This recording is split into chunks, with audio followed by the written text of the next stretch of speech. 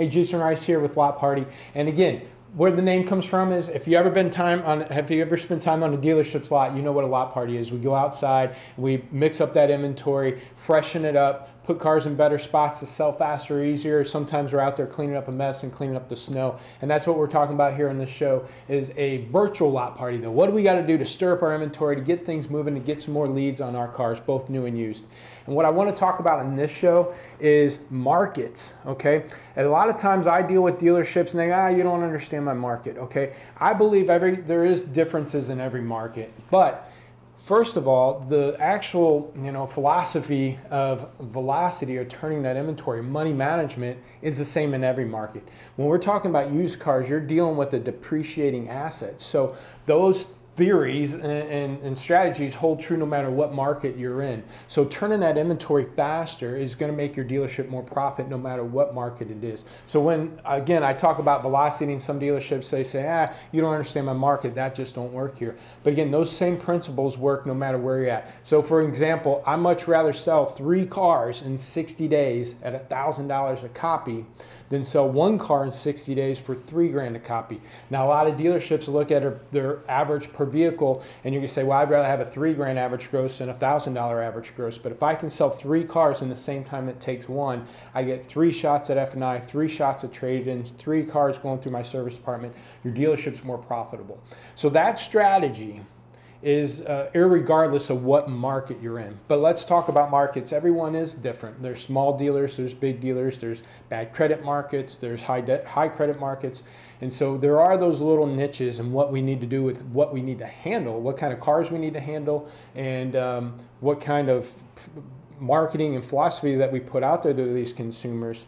But again, I want to key off of the fact that just money management's the same no matter what market you're in. What we're going to do today is we're actually going to interview a small town dealer. He's actually in Moberly, Missouri.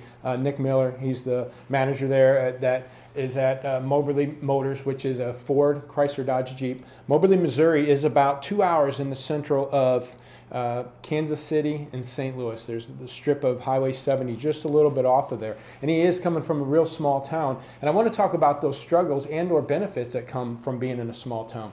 And one of the things, again, there's a lot of small towns dealers say, well, I can't compete with that Kansas City guys or the St. Louis guys. And you got to understand, some of that mindset is the fact that they don't believe they can pull in somebody from Kansas City or pull in somebody from St. Louis or whatever market you're in that 2-hour trip. But my point to them is, we might not be able to pull those customers into our market. I just don't want my customers shopping those markets and leaving me to go buy a car from them. So yes, I need to be looking at those particular larger markets, compete with those vehicles out there just to maintain my current clients. There have been some very successful dealers that have gotten very aggressive in pricing their cars and pulling people in from all over the country. I was involved with years ago with Finish Line Ford in Peoria, Illinois. They started selling 75 cars. They kicked that thing up to 250 cars, and they're pulling in people from all over the market. But again, that was a very aggressive pricing strategy. So it is possible. But one of the things I want to talk to Nick about at this store is, what are the benefits of small towns? And in some of these dealerships, they have a certain clientele base that likes to do business with them. But again, there are certain other battles. One example is I had a dealership in California, a very high populated area. That dealership has, on AutoTrader, for example, I'll show you a chart here, pretty much over 750,000 shoppers in a month. Where a store like Moberly, if you look at his numbers here, have about 18,000 shoppers or so in a month. But this same dealer in California, where they have 750,000 shoppers on AutoTrader's site, they'll average, I wrote down a number here, 4,500 SRPs per car on average. You can see the spike here. They got up to 4,500 search results on their vehicles, and then they had about 100 VDPs per vehicle, and you can see the chart here. Where in comparison, Moberly Motors, that smaller dealer with about 18,000 shoppers, he tops out at maybe 2,000 SRPs per vehicle or search results for vehicles and around 40 plus, maybe VDPs for vehicles. So you can see that's a good half of the activity on those cars, and that's a struggle. So we want to go over some, again, best practices to help those dealerships, one, get that exposure, because we don't have 750,000 shoppers. But even though you do have those 750,000 shoppers, you got thousands of other cars that you're competing against in that market versus the other. So again, some of the tips I always go over is what I call flat pricing. I've done plenty of webinars or plenty of things, videos talking about flat pricing, but quickly, that's instead of pricing a car at $19,995, we're talking about pricing it at $20,000, or instead of $24,995, put it at $25,000. 5, 10, 15, 20, 8, those type of numbers, even 11 and 13 are popular numbers that if you flat price them, you maximize your exposure. You get the 20 and grand less shopper, and you get the 20 and higher shopper. And those cars tend to perform higher on the 20 and higher. So how does that work? Again, that's a small town dealer needs to maximize exposure. Flat pricing is critical, because you get these dealers, these big time dealers that maybe pay for a premium package, alpha package, and things on these websites that can bury you because they have more inventory and they have more dollars being spent on sites like an Auto Trader and stuff, where they'll get packages and they'll bury you. But if you do certain strategies, 1, flat pricing, 2, comments and descriptions. Don't rely on these OEMs manufacturer terms like moonroof. Customers don't go to sites and look for moonroofs more likely. They tend to go and look for sunroofs. We go over those type of marketing strategies in another video.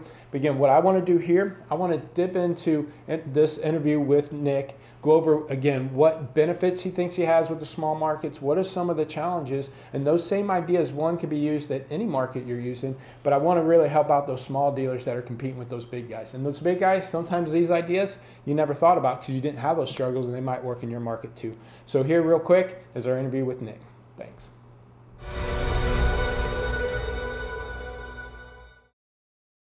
Hey, Jasen Rice back here with Lotpop. Like I said, we've got Nick Miller here from Moberly Motors. Want to interview him. He's the general sales manager. As a matter of fact, he's a jack of all trades there. He does everything at this store. But wanted to go over with him again some of the struggles that small dealers have competing in this big market world. There's big dealer groups that are getting bigger and bigger in these big markets, and they're actually starting to spray out in these smaller markets.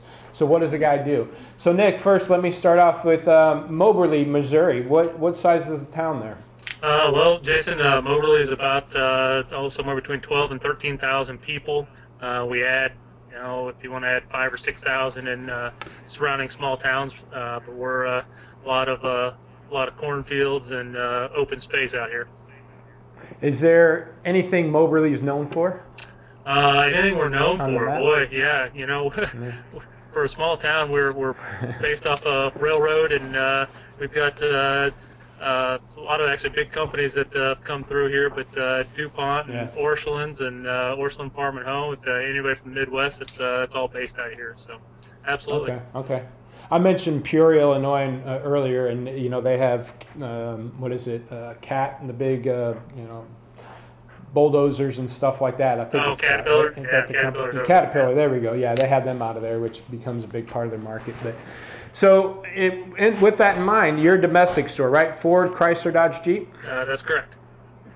Think that helps you at advantage being in a small town versus maybe a Honda store or something? I think it does. I think you have to be in a small town with you've got to maximize all your opportunities, and having multiple franchises in one location is a bonus for us that we can cross across 6 different brands at one spot, versus sometimes in the metro you have to go to many different dealerships to do that. So it helps us get the sales numbers up, our volume and inventories up over what a normal smaller town would be without multiple franchises.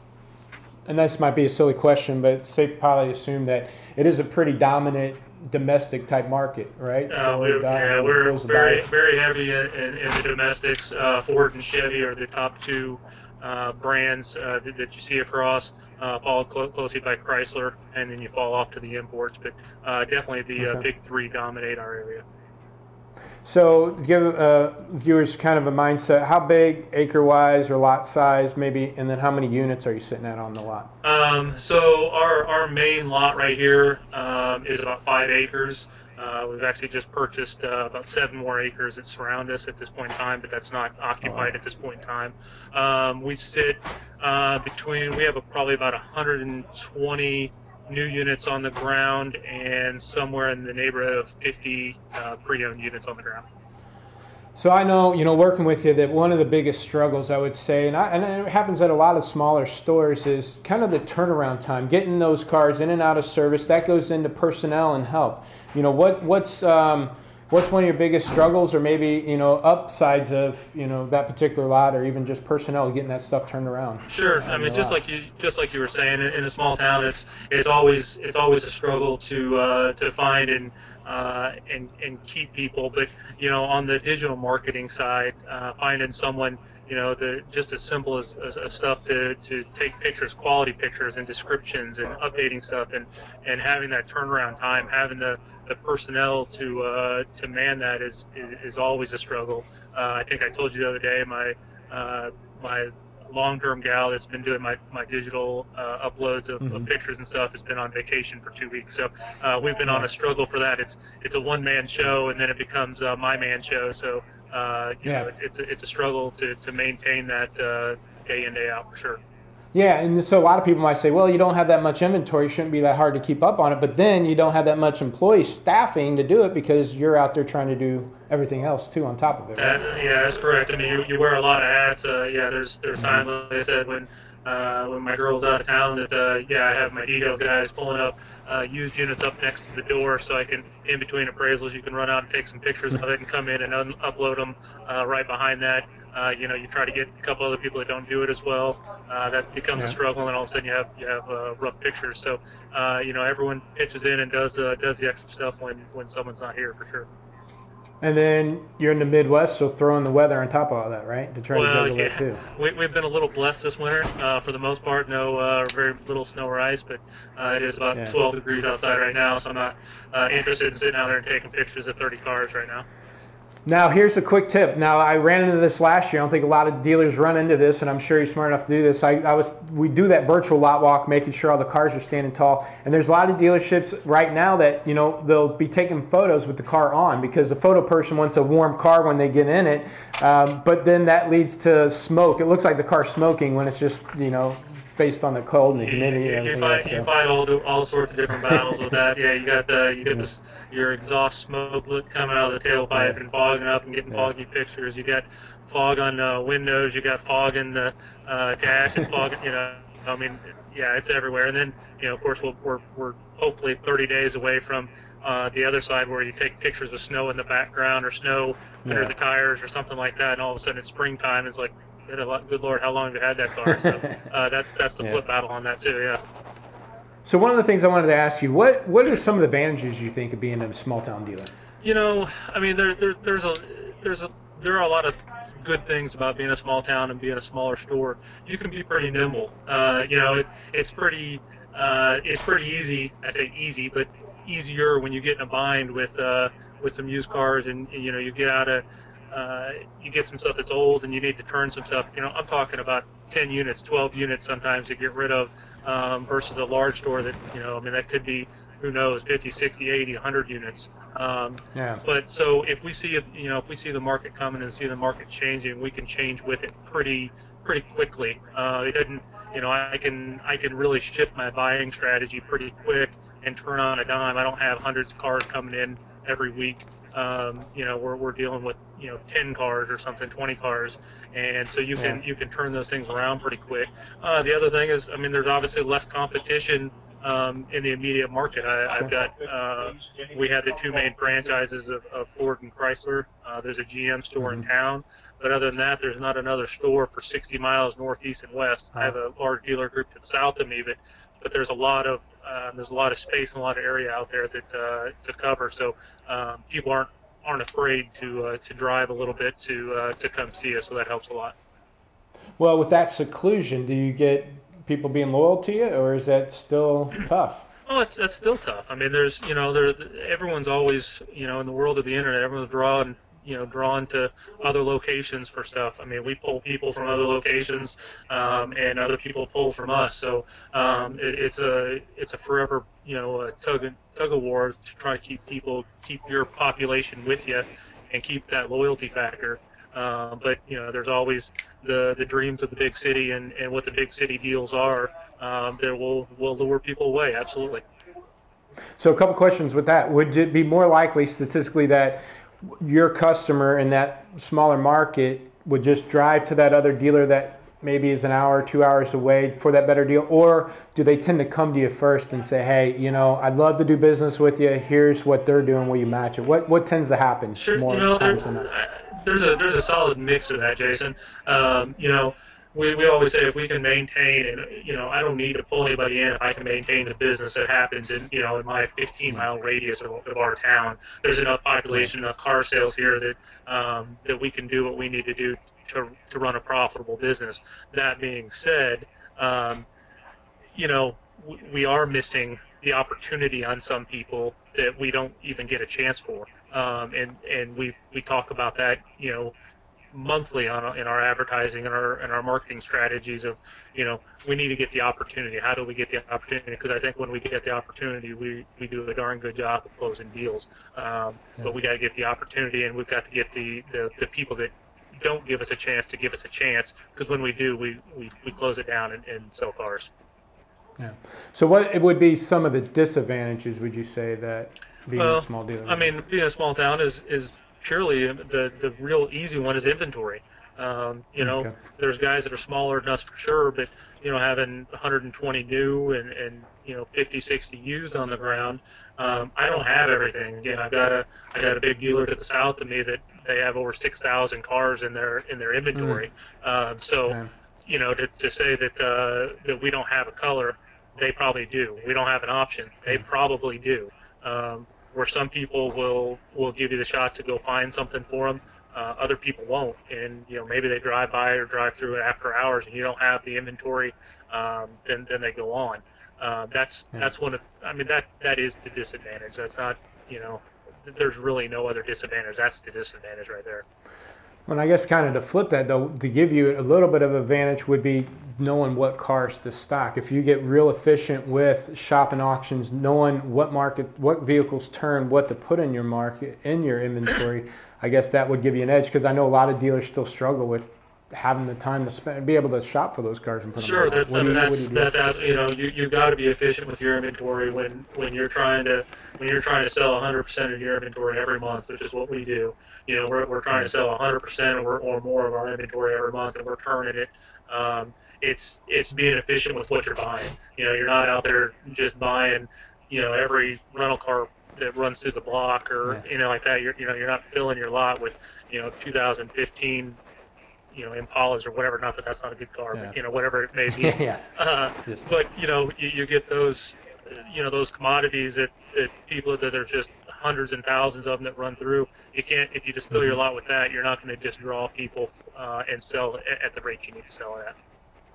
Now, you talked about one of the advantages being able to be nimble, because you don't have a ton of inventory. When you need to shift, you can shift. But I guess one of the disadvantages also could be the fact that 1, 2, 3 car deals or 1, 2, 3 bad trades, you know, could really kind of throw off the whole month. You know. I mean, that's absolutely. I mean, you make a bad trade and make a mistake or put too much in it, and you have a shop problem, or it happens. It happens.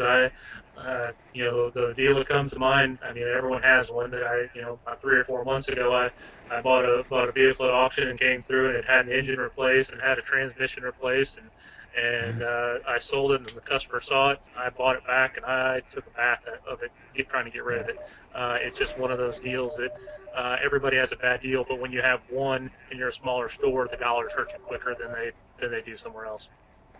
And some of the stuff is a little predictable at yours, and I'm just reflecting back, helping you a little bit with your inventory. A few months back, going into the end of the year, the farmers tend to come out, and they, before the end of the year, try to trade out, and you ran through a time where you had a handful, half a dozen, or maybe even more, 30, 40 grand trade-ins, trucks that tend to bleed through, because you just don't have, once those guys buy, who's left. Yeah, so the dollars get tough. It's great while you're trading for them. We did back in October. I think we traded for some of the 10 or 12 Lariat F-150 crew cabs that were a year or two old, all of them, and they're all pushing $40,000 a piece. And when you have $1 million used car operation, 12 or 10 or 12 $40,000 trucks eat you up pretty quick. So you got to figure out how to turn them and get out of them so you can get more of those $15,000 cars that really make the money. Yeah, and I guess that's one of the advantages. It's pretty predictable. That's a seasonality thing that happens in a smaller town, but it's also something that holds you back because you're going to have to, again, figure out a way to move that. Yeah, you're not. I mean, you're not going to not make that deal. You're going to make that deal. You're going to sell the new truck and go down the road. You got to keep those customers. Those guys are the same ones that come in and buy their wives' cars and kids' cars, and their neighbors buy other stuff. Just because they're buying a $50,000 truck doesn't, I'm going to sell it, no doubt. I'm not going to look at my used car lot and go, no, I can't take another, $38,000 Lariat in. I'm going to take that thing in. We're just going to have to figure out to put the right money on it and make sure we get out of it fairly quickly. Now, to wrap this up then, what would be, again, maybe some tips for small dealers out there to help you? I mentioned flat pricing and comments and description. I'm big on that because I think that helps that smaller dealer get that edge. When you are competing in these other markets, pricing a car at 20 grand gets you ahead of that 19,999 car, but it also maximizes exposures and comments. But I mean, what would you say is maybe one of those good tips to give out there to both even small dealers that a big dealer might not even thought about because he don't deal with those problems? Right. Well, I mean, I think you kind of hit the nail on the head on a couple of those things that we've been working on. From the flat pricing, I think that's a game changer on traffic on used cars. You've got to know, I would venture to say that there's 80% or higher of the guys out there running operations don't know what the buckets are, on Auto Trader, on Cars.com, on Car Gurus, on their own website. You've got to know where the buckets are. You won't price buckets, right? Yeah, your price buckets. Sorry, your price buckets. Because if you don't know, you're going to get caught in no man's land. I think you and I, we discussed that on one pickup in particular that, they all of a sudden you get up to $40,000 and the price buckets go from $40,000 to $45,000. All of a sudden it's not a $2,000 bucket, it's a $5,000 bucket, and we were priced in the middle of it. And you get lost. I was getting more traffic on it at $45,000 when I was at $42,000. You've got to know where those buckets are, and that's where the flat pricing makes a difference. Going back, I don't know how long I've been doing that now. It's been 2.5, 3 years now. 4 years, yeah. 3, 4 years. I think. I'd venture to say that our traffic on the flat pricing has at least 1/3 higher than what it was before. We just started doing it on our new back in November, and the traffic that we're getting on the third-party sites on our new inventory has been incredible. So it gets you exposure. It gets, when you're a small guy, every click you get is more important than the last. So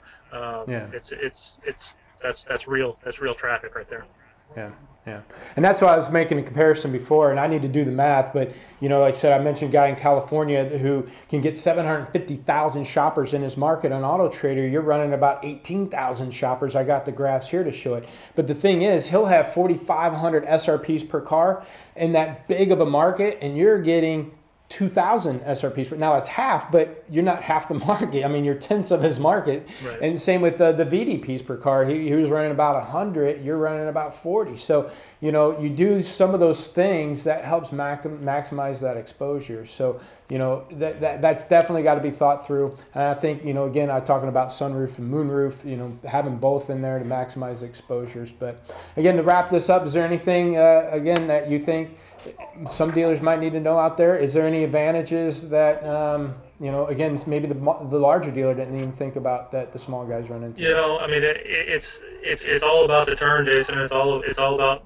managing getting the vehicles in, getting them, I'm working on trying to dial in our pictures on our stuff right now, switching around how we're doing our recon, doing pictures and stuff first before recon. I kind of been a 50-50 guy on that, and I just kind of made it go. So I think, the quicker you get it to market, the quicker you can sell it, the quicker you can go, then knowing, again, where your price buckets are on all your sites, because you can definitely see the traffic spike, and you can almost predict when a car will sell by when you see that stuff. So that's the stuff you got to keep an eye on. And that's perfect ending to this interview because, again, like I said before we coming in here, you know, the money philosophy, the velocity philosophy, turning that dollars is the same no matter if you're in a large dealership or a large market or small market. You got to turn those dollars, and that makes you more profitable. I appreciate your time today, and good luck with the rest of your month here. Thank you, Jason. Have a good one. All right, you too. Bye. Hey, that was a great interview with Nick there. And again, I hope that was helpful for you guys. Now, basically, we're coming back from that. You know, every market is different, but man, we all struggle with the same struggles. Personnel, finding the people to, you know, good people to work, get those photos, get the turnaround time done, get that inventory turning. And again, we all end up in some bad cars and get stuck in our inventory. But the key here is, again, regardless of a small market or big market, each one has its advantages and disadvantages, but it all comes down to getting that velocity, getting that turn going. And I hope this video was helpful. Tune in next week. I'm going to interview a Highline dealer that's dealing with the Acura Infinity store that does velocity. You know, I know a lot of Highline dealers that struggle with, well, you know, waiting for that right buyer. These are higher dollar stuff. It's harder to turn them. We invest a lot in our certification. I don't want to give them away. We're going to sit down and interview a dealer that's a Highline dealer that's doing a true velocity, turning that inventory, and what the benefits of that is. So tune in next week. Thanks for your time.